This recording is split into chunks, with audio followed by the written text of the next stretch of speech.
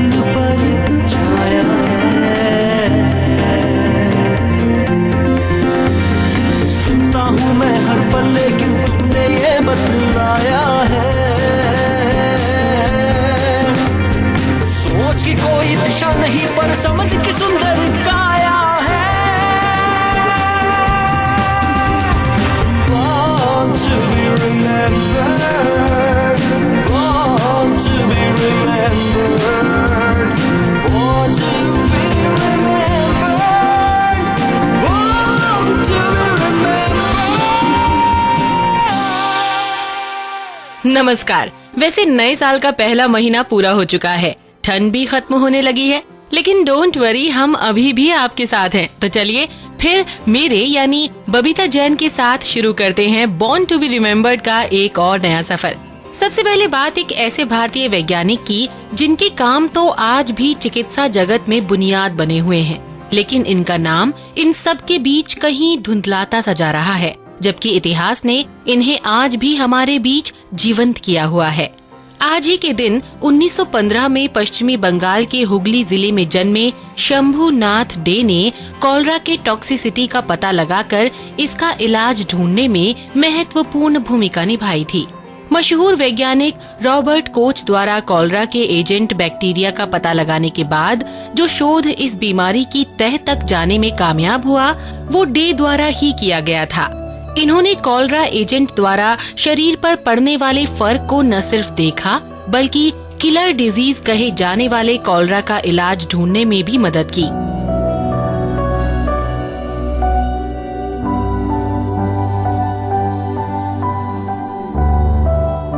वो डे ही थे जिन्होंने पहली बार ये बताया कि इसका कीटाणु हमारे शरीर की आंतों में पनपता है और शारीरिक क्रियाओं को प्रभावित करता है।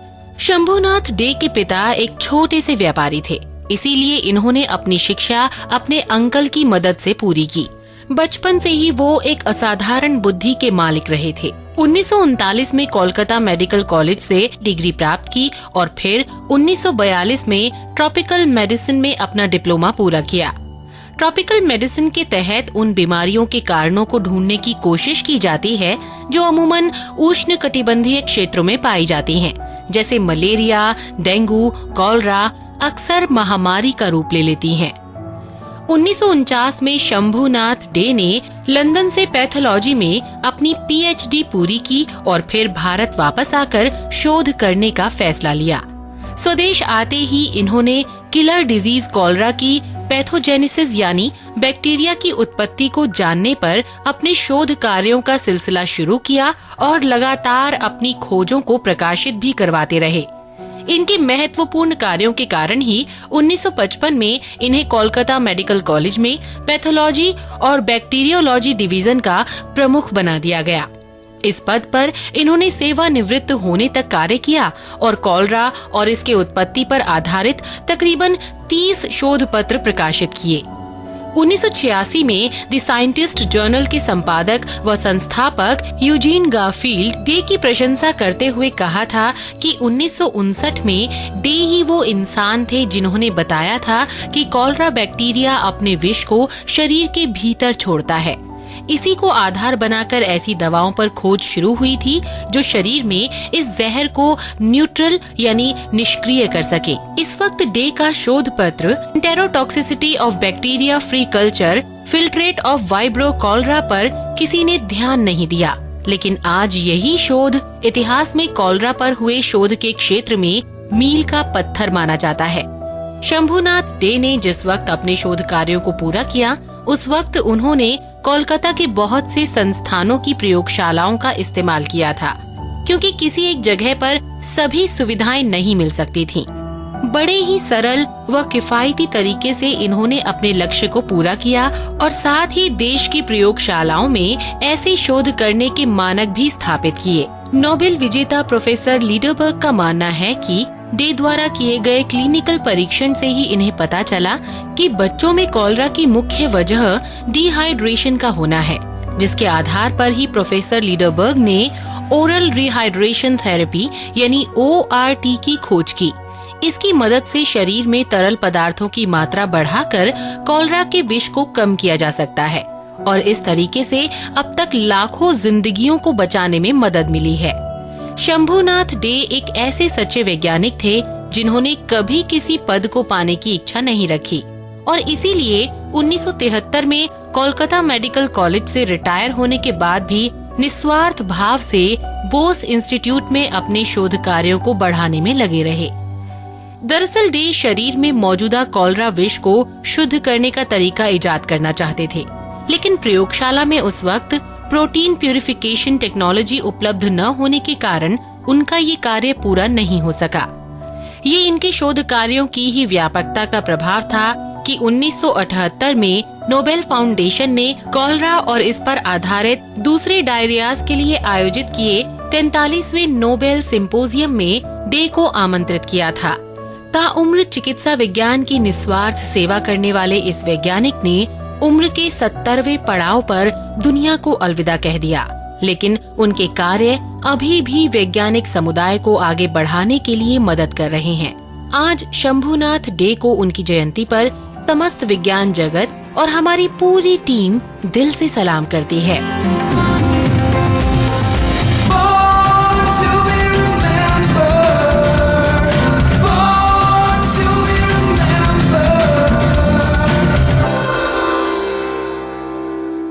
भावनाएं जब सच्ची हो तो आपका प्रभाव दुनिया पर नजर जरूर आता है। आज ही के दिन 1972 में जन्मी लेमा ब्यूवी भी विश्व पटल पर अंकित वो नाम है जिन्हें खास तौर पर महिलाओं के अधिकारों की रक्षक और लाइबेरियन शांति दूत के रूप में पहचाना जाता है। ब्यूवी ने मानवता पर हुए क्रूर प्रहार को अपनी आँखों से देखा और लाइबेरिया को इस अंधेरे से बाहर निकालने का निश्चय किया। इन्होंने महिलाओं की शक्ति को समझा और उन्हें एकजुट कर एक नए इतिहास का सूत्रपात किया।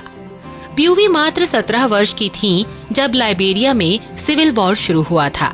जब ये युद्ध बढ़ा उस दौरान ब्यूवी एक मां बन चुकी थीं और साथ ही सैनिकों के बच्चों के लिए बतौर सामाजिक कार्यकर्ता के रूप में कार्यरत थीं। उन्हें इस बात का एहसास होने लगा था कि शांति को बनाए रखने में महिलाओं की भूमिका कितनी कारगर हो सकती है। यही सोचकर उन्होंने लाइबेरिया में women in peace building network यानी विपनेट नामक संस्था की स्थापना की। ये संस्था पश्चिमी अफ्रीका में कार्यरत West Africa network for peace building का ही एक हिस्सा थी। I grew up a Lutheran in a very strong family. We grew up with religion, our faith all around us. When we started the mass action campaign as a result of a dream I had, and I took this dream back to my office. Fortunately, I had a pastor, and he said, "It's you." And I was like, I don't live the life for God to be speaking to me. But by the time I started engaging with older women, when we put the group together, they were like, "God, go back to the Bible and read." इन्होंने अपनी साथी ईसाई महिलाओं को पहले एकजुट किया और फिर मुस्लिम महिलाओं को भी इसमें शामिल करके लाइबेरियन वॉर को समाप्त करने की पहल की। इन महिलाओं के शांति प्रदर्शन को देखते हुए ही राष्ट्रपति चार्ल्स टेलर ने घाना में होने वाली शांति वार्ता में शामिल होने का वादा किया। शांति वार्ता के दौरान सभी महिलाओं ने टेलर के प्रतिनिधियों को आने से इसलिए रोका ताकि किसी भी तरह की अहिंसा न हो सके। राष्ट्रपति के कहने पर ब्यूवी को हिरासत में लेने की कोशिश भी की गई, लेकिन ब्यूवी की बुद्धिमत्ता से ऐसा कुछ भी नहीं हुआ और अंत काफी सकारात्मक रहा। इन विरोध प्रदर्शन का परिणाम ये हुआ कि कुछ ही दिन के भीतर चार्ल्स टेलर ने अपने पद से इस्तीफा दे दिया और साथ ही देश भी छोड़ दिया, जिसके बाद नई सरकार का गठन किया गया। ब्यूवी ने महिला वोटरों की संख्या को बढ़ाने के लिए कैंपेन भी किए और इसी का परिणाम था कि महिलाओं की संख्या 15% से बढ़कर 51% तक पहुंच गई। 2003 में समाप्त हुए लाइबेरियन सिविल वॉर में महत्वपूर्ण योगदान के कारण अब ब्यूवी की प्रतिभा हर जगह फैलने लगी थी। इसीलिए उन्हें संयुक्त राष्ट्र समेत बहुत से दूसरे अंतर्राष्ट्रीय सम्मेलनों में शामिल होने के लिए आमंत्रित किया गया। ये तो शांति की तरफ बढ़ाया गया ब्यूवी का एकमात्र कदम था, जबकि हर बार ये कदम महिलाओं को उनके अधिकार दिलाने के लिए आगे बढ़ता रहा। सन 2006 में इन्होंने घाना में women piece and security network Africa नामक संस्था की स्थापना में मुख्य भूमिका निभाई। महिलाओं के लिए महिलाओं के द्वारा चलाई जा रही इस गैर लाभकारी संस्था का मकसद शिक्षा से लेकर प्रशासन तक महिलाओं की भागीदारी को बढ़ावा देना है। यहाँ तक कि सन 2011 में इन्हें विश्व के प्रतिष्ठित नोबेल पुरस्कार से भी नवाजा गया था। ये पुरस्कार इन्हें लाइबेरिया व अफ्रीका में शांति को कायम करने और महिलाओं को आगे बढ़ाने की दिशा में किए जाने वाले अनगिनत कार्यों के सम्मान स्वरूप प्रदान किया गया था। Finally, the 50% of the world's population that has been often left out of peace and security processes, this award is a loud call that no more can we negotiate peace and leave this 50% of the world's population out. The little that I know about trying to change a situation around, you can't do it without a recognition that there is a higher power that is accompanying you on that journey. That's the first part for me. 2012 में इनके द्वारा स्थापित की गई ब्यूवी peace foundation पश्चिमी Africa में रहने वाली लड़कियों को आगे बढ़ाने में मदद कर रही है। देश के भीतर व विदेशों में इन लड़कियों की शिक्षा को जारी रखने में इस संस्था ने एक महत्वपूर्ण भूमिका निभाई है और आगे भी ब्यूवी व उनकी संस्थाएं महिलाओं को उनके अधिकारों के साथ साथ रोजगार से जोड़ने के लिए भी प्रतिबद्ध रहेंगी। आज हमारी ओर से महिलाओं की इस सिपह सालार को उनके जन्मदिन की ढेर सारी शुभकामनाएं।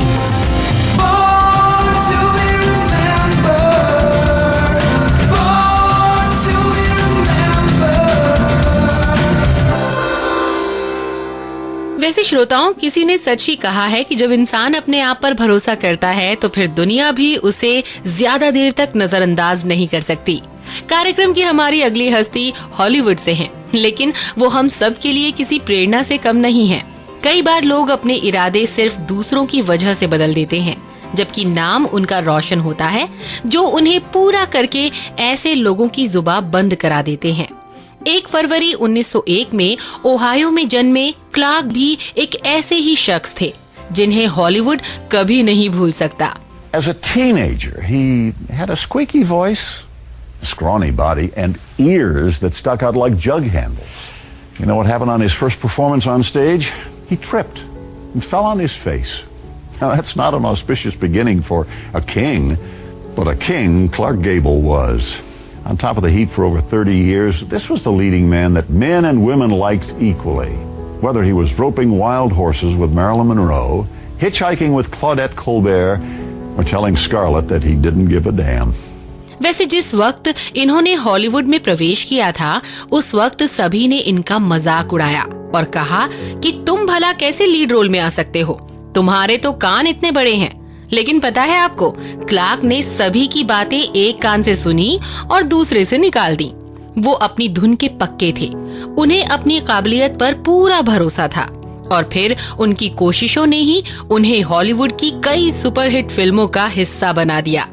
अपने पूरे करियर में इन्होंने it happened one night, gone with the wind और द मिसफिट्स जैसी कई हिट फिल्में की थीं, जो आज भी हॉलीवुड की टॉप फिल्मों में शुमार की जाती हैं। Sir, you should have made your presence known.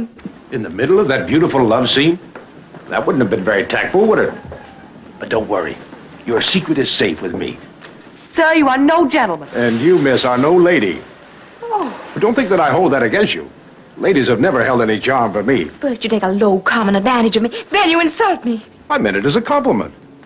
And I hope to see more of you when you're free of the spell of the elegant Mr. Wilkes. Clarke के पिता तेल निकालने का काम करते थे और माँ का साथ तभी छूट गया जब वो छोटे थे। ऐसे में परवरिश कुछ खास नहीं हो सकी। अभी क्लार्क 16 साल के ही थे कि उनका स्कूल भी छूट गया और फिर इन्होंने एक टायर फैक्ट्री में काम करना शुरू कर दिया। इसी दौरान इन्होंने एक नाटक देखा जिसे देखकर क्लार्क को इतना मजा आया कि जनाब ने यहाँ तक सोच लिया कि बनूंगा तो एक्टर ही, पर जैसा सोचो अगर वो बिना मेहनत के मिल जाए तो काबिलियत पता नहीं चलती। क्लार्क के साथ भी ऐसा ही हुआ। 1919 में अपनी दूसरी माँ के गुजर जाने के बाद इन्हें अपने पिता के साथ तेल कारखाने में काम करना पड़ा। किसी तरह यहाँ पर इन्होंने 3 साल गुजारे और फिर एक थिएटर ज्वाइन कर लिया। कुछ समय बाद जब ये थिएटर बैंकरप्ट हो गया तो क्लार्क ने कड़ी मशक्कत से दूसरी कंपनी ज्वाइन कर ली। यहाँ पर क्लार्क की मुलाकात हुई इनकी फ्यूचर वाइफ जोसेफिन डिलन से। जोसेफिन कंपनी की मैनेजर थी। इन्होंने क्लार्क के हुनर को पहचाना और इन्हें इंडस्ट्री में फिट करने के लिए इनकी कोच बन गई। क्लार्क को इनका पहला लीडिंग रोल मिला डांस फूल्स डांस में। इस फिल्म में लोगों ने क्लार्क के अभिनय को बहुत पसंद किया और फिर इनकी सफलता का दौर शुरू हो गया। वैसे नेगेटिव रोल में इन्हें पहचान ज्यादा मिली और साल के अंत तक दर्जनों फिल्में करके क्लार्क ने खुद को एक विलेन के रूप में स्थापित कर दिया। सन 1933 में जब क्लार्क डांसिंग लेडी की शूटिंग कर रहे थे, तभी इन्हें पायरिया की शिकायत होने लगी और दांतों के जरिए इन्फेक्शन क्लार्क के गॉल ब्लेडर तक पहुंच गया, जिस कारण काफी दिनों तक इन्हें हॉस्पिटल में रहना पड़ा और फिल्म का बजट लेट होने की वजह से बढ़ता चला गया। कंपनी ने भी इन पर दबाव डालना शुरू किया कि जल्दी फिल्म खत्म करें। MGM ने आखिर में इन्हें मना कर दिया और फिर क्लार्क को कोलंबिया पिक्चर्स की low budget film it happened one night में काम करना पड़ा। ये फिल्म एक कॉमेडी फिल्म थी जो बॉक्स ऑफिस पर अपना कमाल दिखाने के अलावा अकेडमी अवार्ड हासिल करने में भी कामयाब रही। I've even been sucker enough to make plans. I saw an island in the Pacific once. Never been able to forget it. That's where I'd like to take her. She'd have to be the sort of a girl who jump in the surf with me and love it as much as I did. Nights when you and the moon and the water all become one. इस सफलता के साथ ही Clark को negative role के अलावा अब variety of roles मिलने लगे थे। सन 1939 में क्लार्क को सिविल वॉर पर आधारित गॉन विद द विंड में काम करने का मौका मिला और फिर इस फिल्म ने इन्हें किंग ऑफ हॉलीवुड बना दिया। इसी बीच अपनी तीसरी पत्नी की प्लेन क्रैश में मौत के बाद क्लार्क ने 41 वर्ष की उम्र में एयरफोर्स ज्वाइन किया और जर्मनी पर हुए हमलों में बतौर टेल गनर मुख्य भूमिका निभाई। 1944 में यहाँ से निकलने के बाद इन्होंने एक बार फिर से MGM जैसे बैनर के साथ काम करना शुरू कर दिया। सन 1954 में जब कंपनी के साथ इनका करार पूरा हुआ, उस वक्त क्लार्क सबसे ज्यादा पैसे लेने वाले कलाकार हुआ करते थे। अपनी सबसे बेहतरीन फिल्म द मिसफिट्स में इन्होंने एक बार फिर से सभी को अपना दीवाना बना लिया। You're a real beautiful woman. It's almost kind of an honor sitting next to you. You just shine in my eyes. That's my true feeling, Rosalind. What makes you so sad? I think you're the saddest girl I ever met. The first man never said that. I'm usually told how happy I am. That's because you make a man feel happy. I don't feel that way about you, Kay. Well, don't get discouraged, girl. You might. Look, why don't you try it out here for a while? See what happens. You know, sometimes when a person don't know what to do, the best thing is to just stand still. लेकिन इस बार सफलता का आनंद लेने के लिए Clark खुद मौजूद नहीं थे। दरअसल 16 नवंबर 1960 को यानी शूटिंग खत्म होने के 2 दिन बाद ही दिल के दौरे से इनकी मृत्यु हो गई। लेकिन जाते जाते भी क्लार्क हॉलीवुड को अपना बेहतरीन तोहफा देकर ही गए। फिल्म ने नए रिकॉर्ड रचे और साथ ही क्लार्क का नाम भी इतिहास में अमिट हो गया।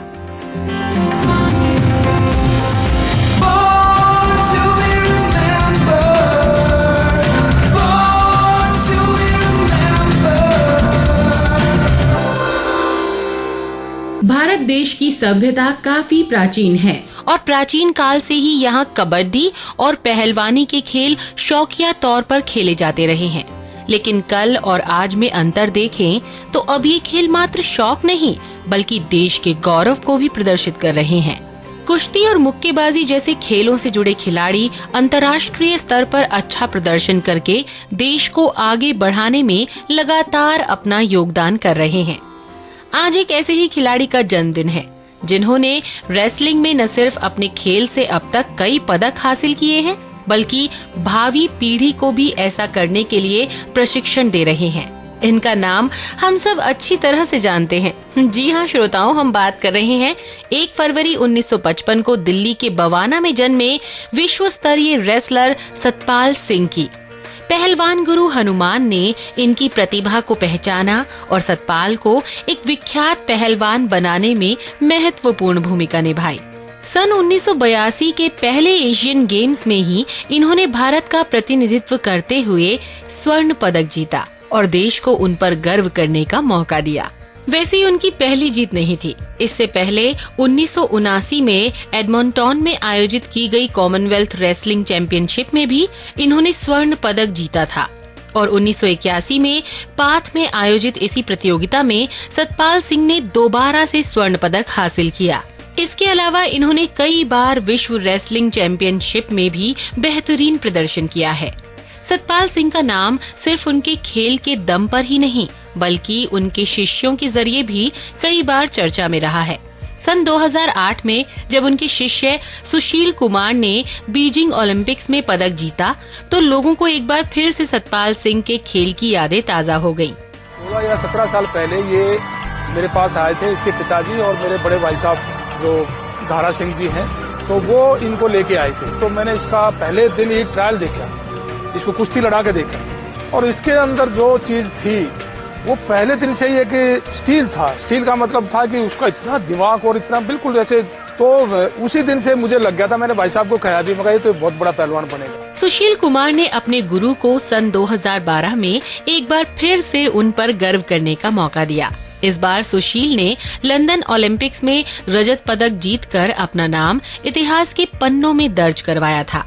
मैं मानता हूँ कि मैं यहाँ तक पहुँचा हूँ तो गुरु की देन हूँ और गुरु ने ही, जो गुरु अच्छे से मेरे को नहीं सिखाते तो क्या पता मैं यहाँ तक नहीं होता। और उनका बहुत आशीर्वाद और प्यार रहा है कि हर एक चीज़ पे टेक्निकल आपने देखा भी होगा कि सुबह वो आ जाते हैं और बच्चों के साथ ट्रेनिंग करते हैं। जो भी उनका अनुभव है, खुद वो 82 के एशियन गेम्स के गोल्ड मेडलिस्ट रहे हैं, तो उनका मैं तो ये मानता हूँ कि बहुत भाग्यशाली हूँ मैं। सुशील कुमार की तरह देश को और भी बहुत से बेहतरीन खिलाड़ी देने के मकसद से सतपाल सिंह दिल्ली के छत्रसाल स्टेडियम में अपने दोस्त वीरेंद्र सिंह के साथ 1988 से एक अखाड़ा चला रहे हैं जिसमें पहलवानी की कोचिंग दी जाती है।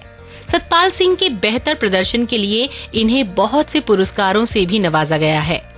सन 1974 में इन्हें अर्जुन अवार्ड से, 1983 में पद्मश्री और 2009 में भारत सरकार की तरफ से इन्हें द्रोणाचार्य पुरस्कार से सम्मानित किया गया है। वैसे भारत में आयोजित होने वाली नेशनल हैवीवेट चैंपियनशिप को 16 बार जीतने का गौरव भी सतपाल सिंह को ही प्राप्त है। आज पूरी टीम की ओर से देश के इस गौरवशाली पहलवान को जन्मदिन की बहुत बहुत बधाई।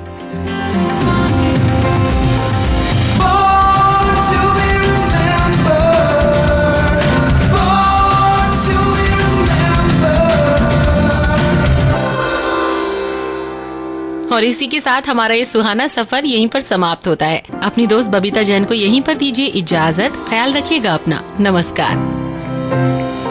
मैं बनना चाहूँ जैसा पर शायद सपनों में, मैं उड़ना चाहूँ जैसा पर शायद सपनों में।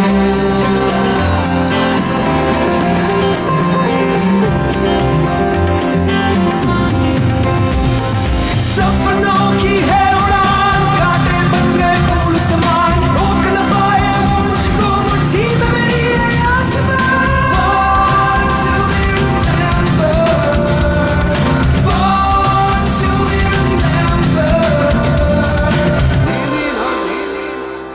इस कार्यक्रम के कार्यकारी निर्माता जैनेंद्र सिंह।